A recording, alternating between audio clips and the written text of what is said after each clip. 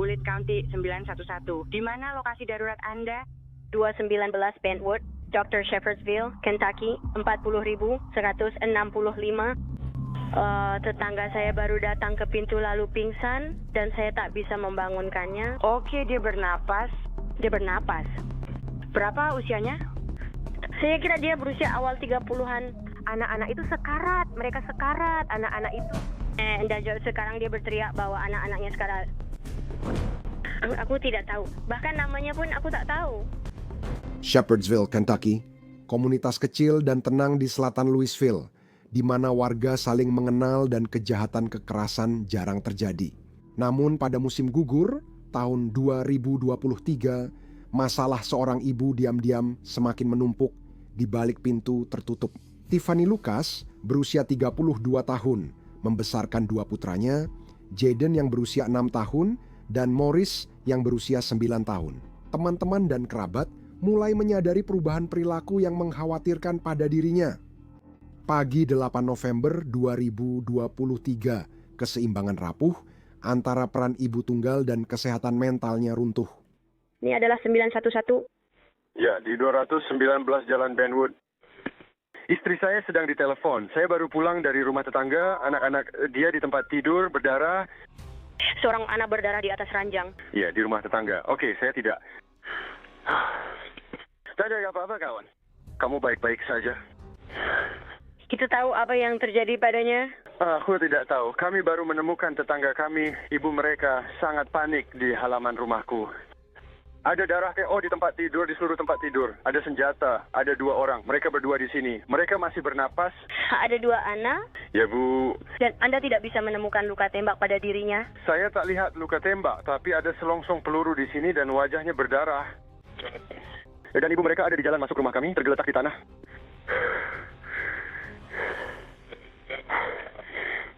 Oh my God. Oh my God. Kepanikan terdengar jelas di telepon. 2 anak berjuang untuk hidup mereka. Seberapa jauh ambulansnya? Polisi, pemadam, dan medis darurat menuju ke Anda. Polisi mungkin akan tiba lebih dulu karena mereka yang paling dekat. Astaga. Hei kawan, kamu baik-baik saja? Dia sudah sadar atau masih? Mereka masih bernapas, tapi sama sekali tidak meresponsku. Oke. Tapi ada banyak darah di tempat tidur. Banyak sekali darah. Baiklah, dia memang punya luka tembak di... sepertinya... Anak tertua dari 2 anak itu mengalami luka tembak tembus di bahu kanannya. Baru saja saya lihat itu, oke? Oke. Ayo kawan, tetap bersamaku. Mereka hampir sampai di sini. Ya Tuhan.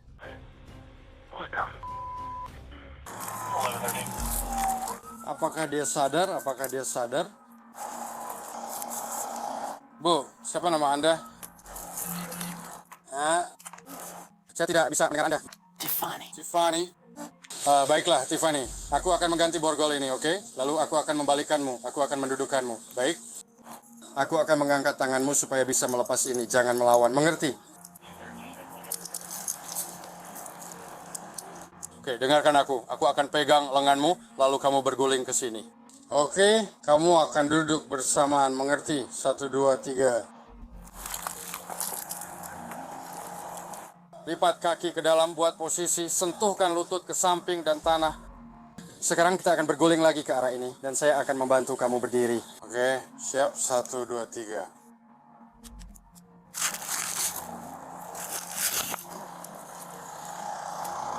Apakah kamu sudah minum atau mengonsumsi sesuatu? Sudah minum alkohol, kenapa tidak bisa berdiri? Kamu memang lagi nggak mau ya? Aku bilang, aku sakit. Nggak enak badan. Oke, rasa kita bawa dia ke mobilku, lalu petugas medis darurat akan menangani dan memeriksanya di sana.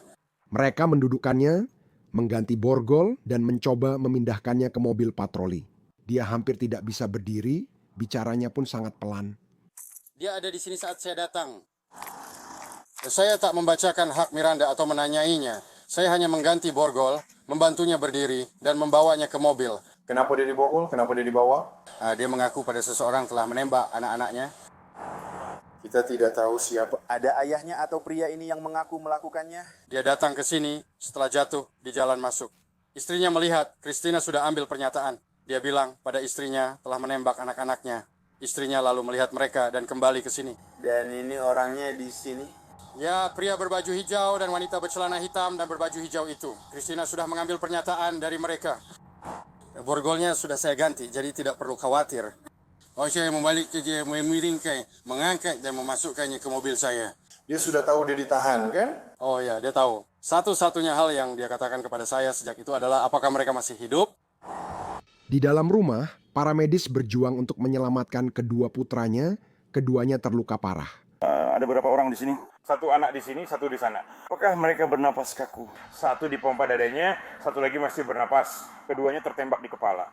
Iya Tuhan. Tapi aku pikir dia tertembak di kepala dan bau. Berapa umur mereka? Sekitar 6 dan 3 tahun.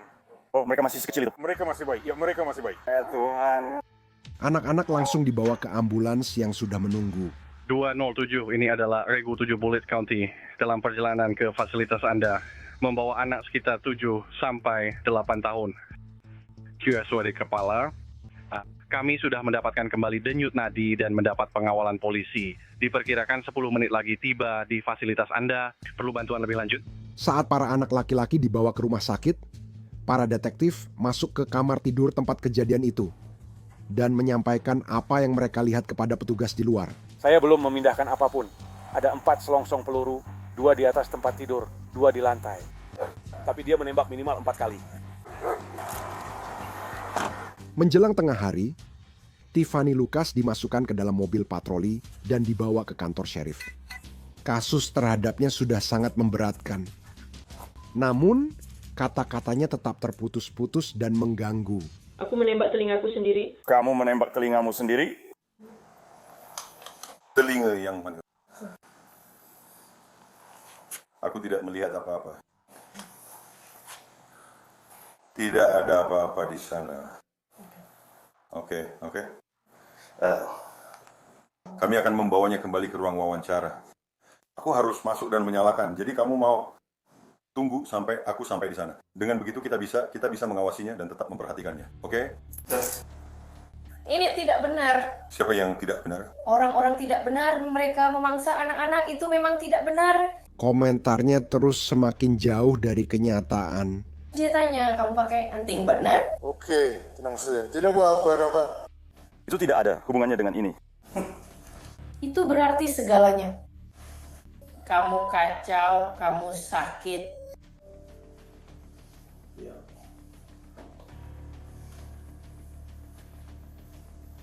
Enggak, aku tidak melihat apa-apa. Ambil 1 set label lagi dan lanjutkan dari sana. Bisakah kamu memberitahu kami siapa namamu? Tiffany Lucas. Siapa? Tiffany Lucas. Tiffany Lucas?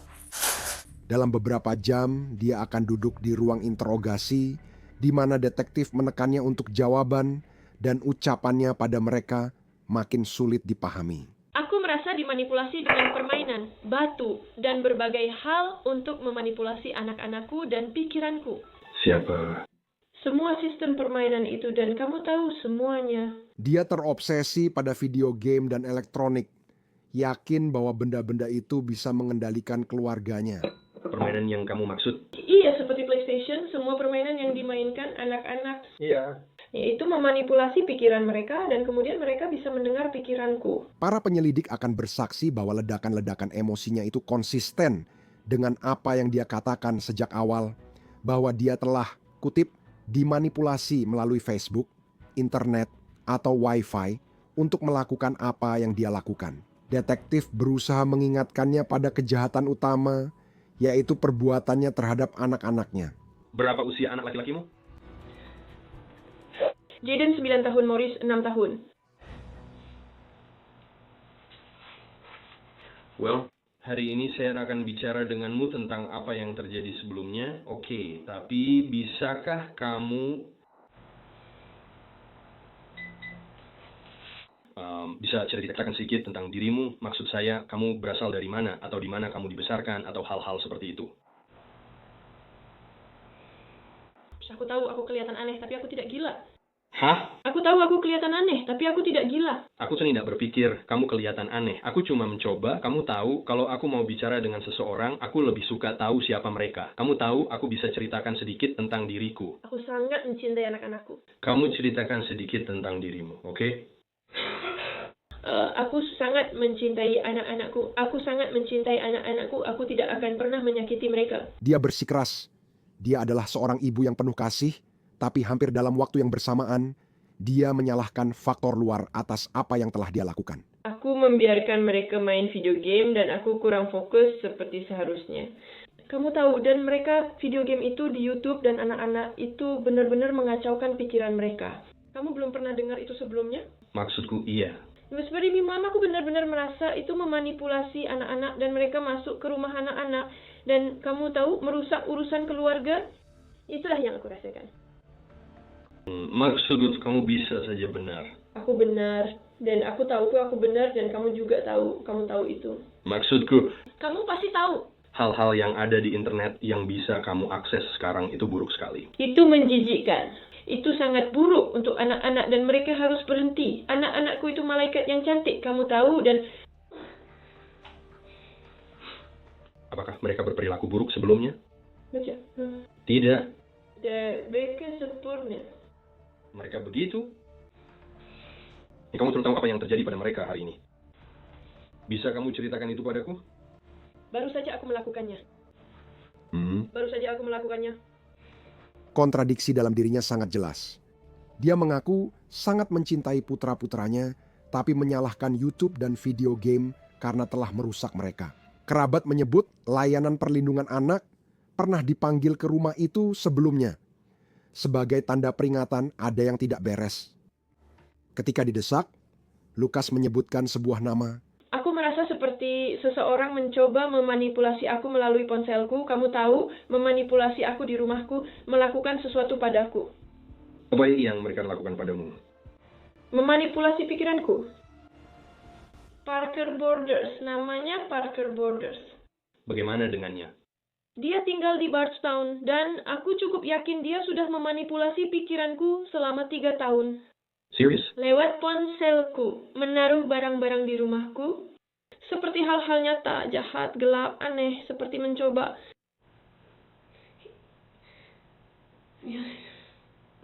Seperti mencoba membuatmu melakukan sesuatu. Iya, seperti mengubah pikiranku, seperti benar-benar membalikkan diriku. Aku ini wanita beriman.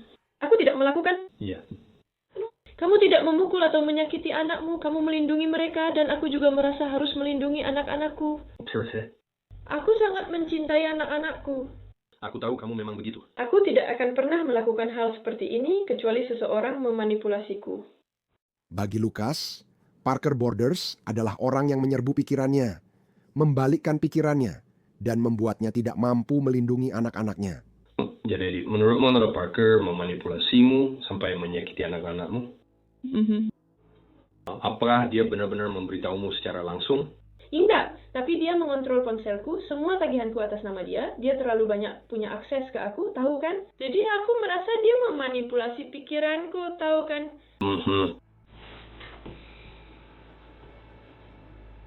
Aku tidak akan pernah menyakiti anak-anakku. Siapa Parker sebenarnya untukmu? Teman saja atau? Seperti tipe sugar daddy gitu. Dulu aku punya teman yang pernah bersamanya dan dia meninggal secara misterius dalam kecelakaan mobil. Jadi aku merasa nggak nyaman. Aku nggak tahu. Aku merasa itu dia. Bukan aku. Hubunganku dengan Tuhan baik. Jadi aku tahu bukan salahku. Aku tahu. Itu bukan di pikiranku. Oh, iya. Itu bukan aku. Memang bukan. Apakah dia memberimu senjata api dengan pistol? Ya, itu miliknya. Para penyelidik yang mendengarkan tahu yang sebenarnya, pistol ditemukan di atas tempat tidur dekat anak-anak dengan 6 selongsong peluru tersebar di ruangan. Rekaman audio dari kamera bel pintu telah merekam suara 4 tembakan. Para tetangga mendengar teriakannya segera setelah itu. Setiap bukti di rumah itu mengarah kembali kepadanya. Tapi di ruang interogasi, dia bersikeras bahwa pistol itu milik orang lain. Jadi pistol itu adalah Saya pikir itu pistol miliknya, entah di rumah, kamar tidur, atau di mana saja. Iya. Kenapa dia memberikannya kepadamu? Aku tidak tahu. Udah berapa lama dia memberinya padamu? Kamu ingat bertahun, berbulan, atau berhari? Kapan? Aku tidak tahu. Tidak ingat? Sudah lama. Sudah lama. Apa yang kamu ingat dia katakan atau bujukkan padamu untuk dilakukan? Aku tidak tahu. Aku benar-benar tidak tahu. Dia hanya, kamu tahu. Ini pernah terjadi sekali sebelumnya, seperti aku punya perasaan aneh. Rasanya benar-benar aneh dan baru-baru ini juga terasa aneh. Aku bukan seperti, aku ibu yang baik. Aku benar-benar wanita yang baik. Aku ibu yang baik. Kamu tahu? Aku punya veneer dan semuanya. Maaf? Aku bilang, aku punya veneer dan semuanya. Aku nggak kelihatan seperti ini. Oke, kamu ingat menyakiti anak-anakmu hari ini? Maksudku, kamu ingat itu, tapi aku tidak bilang itu kamu. Itu bukan aku. Itu bukan kamu. Bukan, itu bukan aku. Aku tak akan menyakiti anak-anakku. Benar.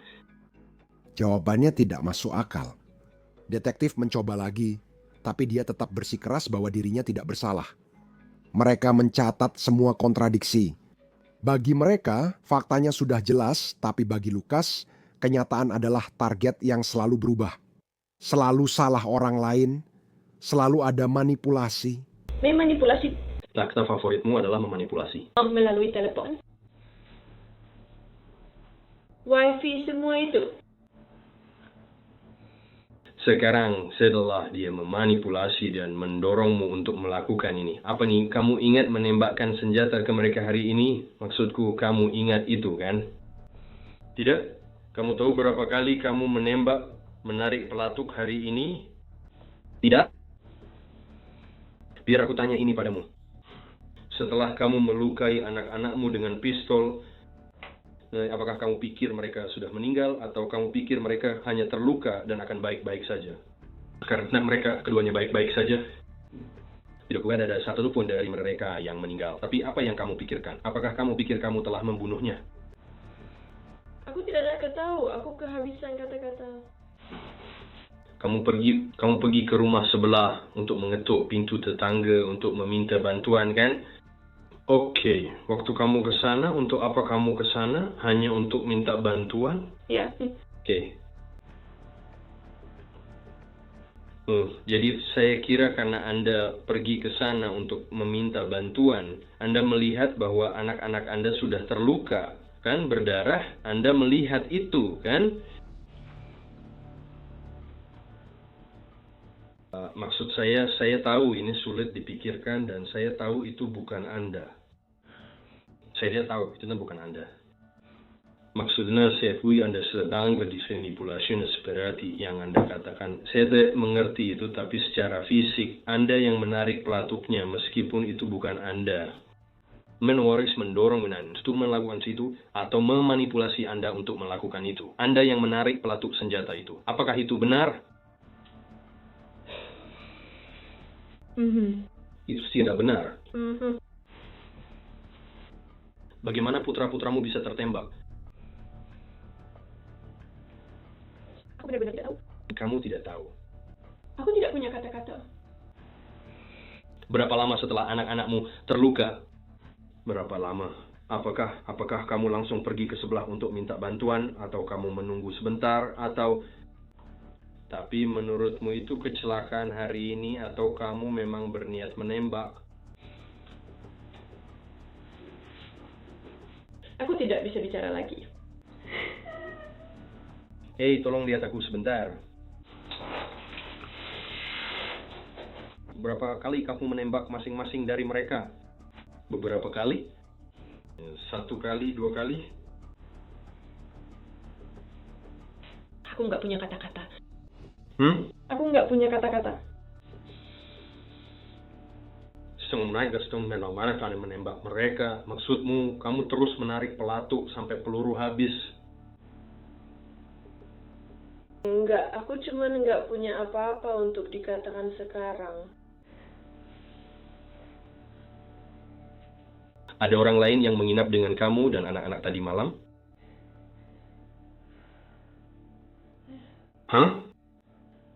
Ya atau tidak?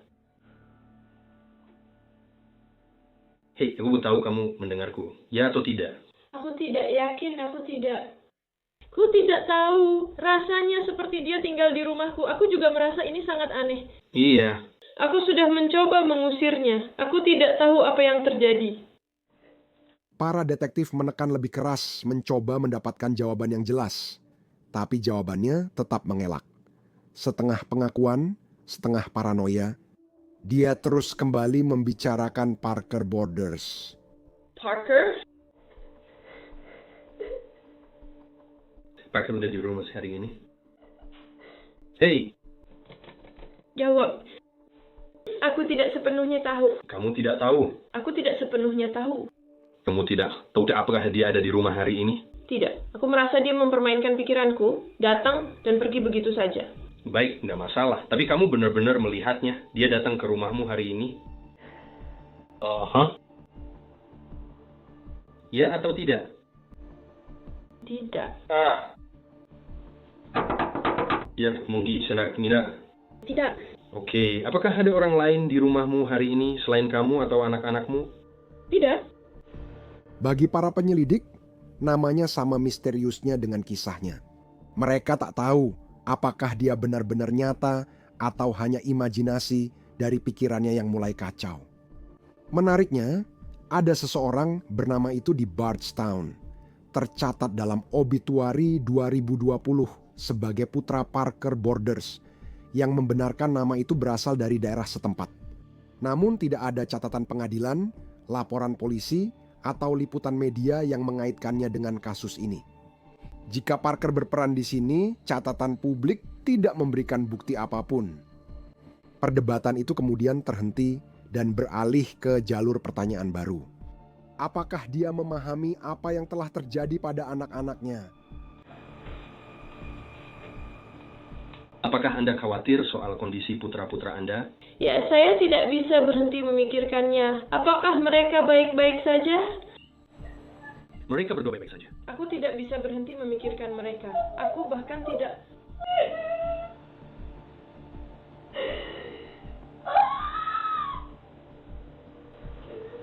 Aku takut.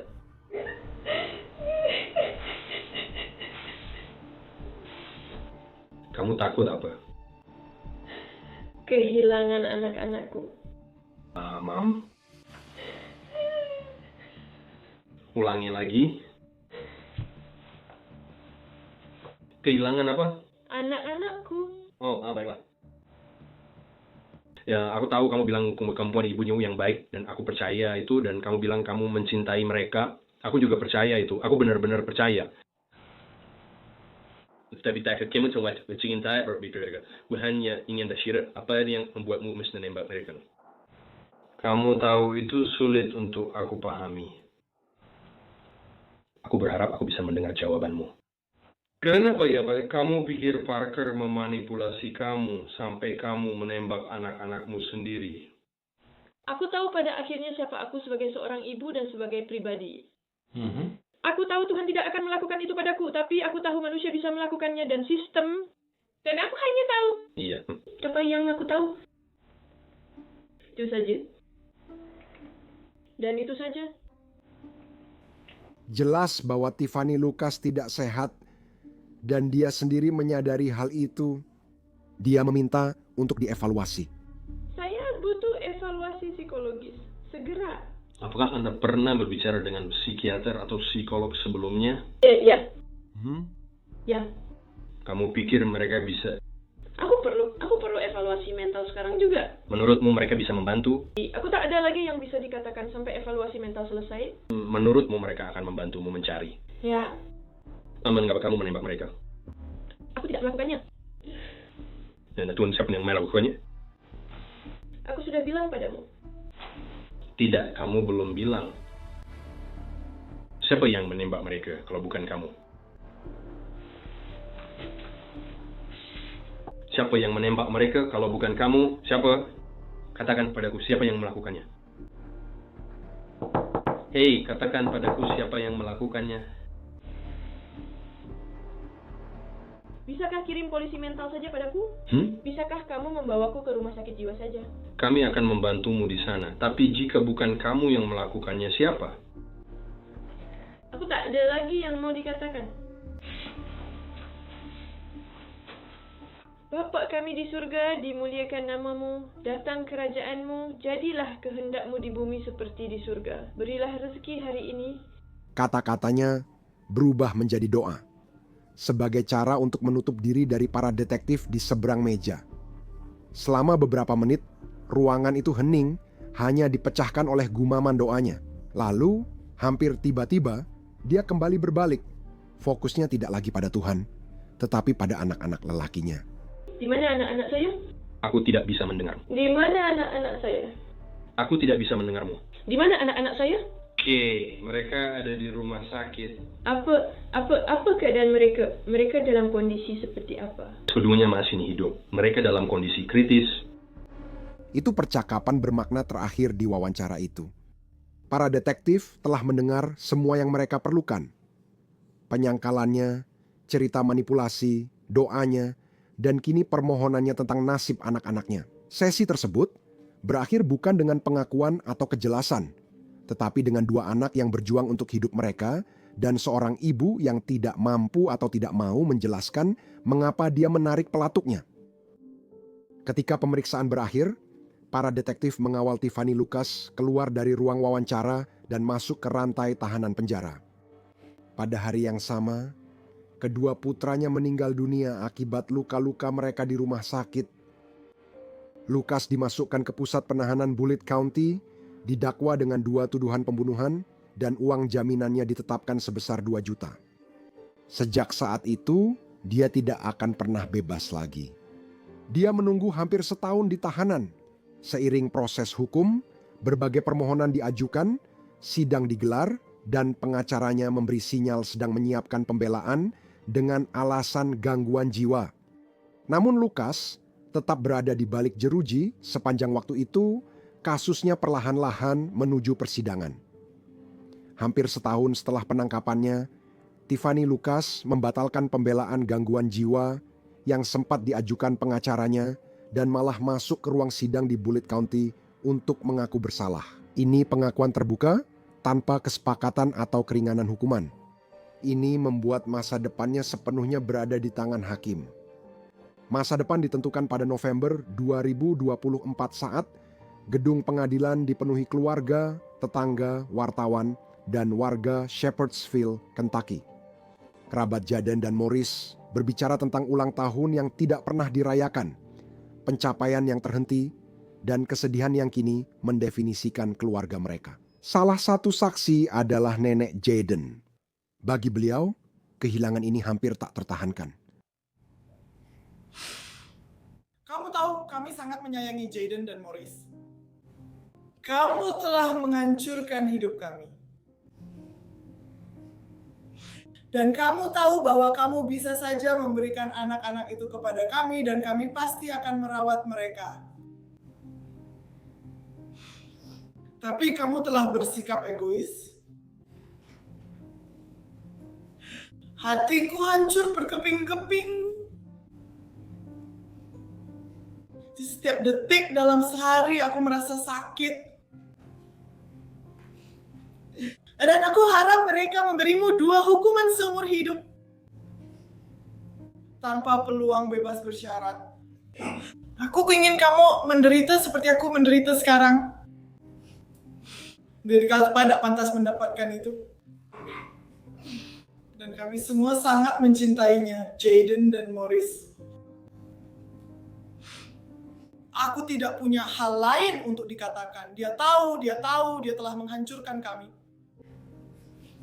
Ketika Hakim Rodney Burris membacakan putusannya, dia menjatuhkan hukuman maksimum. Kasus nomor 23 Kriminal 404 Persemakmuran Kentucky melawan Tiffany Lucas untuk dakwaan pertama. Pengadilan menyatakan terdakwa bersalah atas pembunuhan dan menghukum penjara seumur hidup. Untuk dakwaan kedua, pengadilan memutuskan terdakwa bersalah atas tindak pidana pembunuhan dan menjatuhkan hukuman penjara seumur hidup. Kali ini pengadilan memerintahkan Departemen Sheriff untuk menyerahkan terdakwa ke tahanan Departemen Pemasyarakatan untuk menjalani hukuman penjaranya. Itu saja untuk hari ini. Sidang ditutup.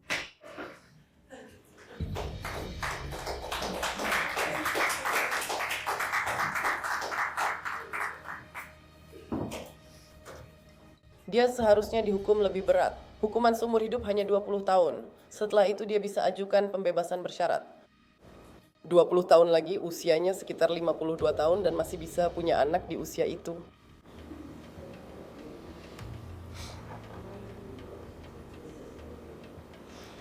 Sekali lagi aku merasa seperti mereka tidak memperoleh keadilan yang seharusnya. Bahkan dengan vonis bersalah dan 2 hukuman seumur hidup, luka itu tetap ada. Gema pagi di bulan November itu dan nyawa yang hilang masih terasa dampaknya di komunitas ini. Untuk Law and Crime Investigates, saya Christine Thorne.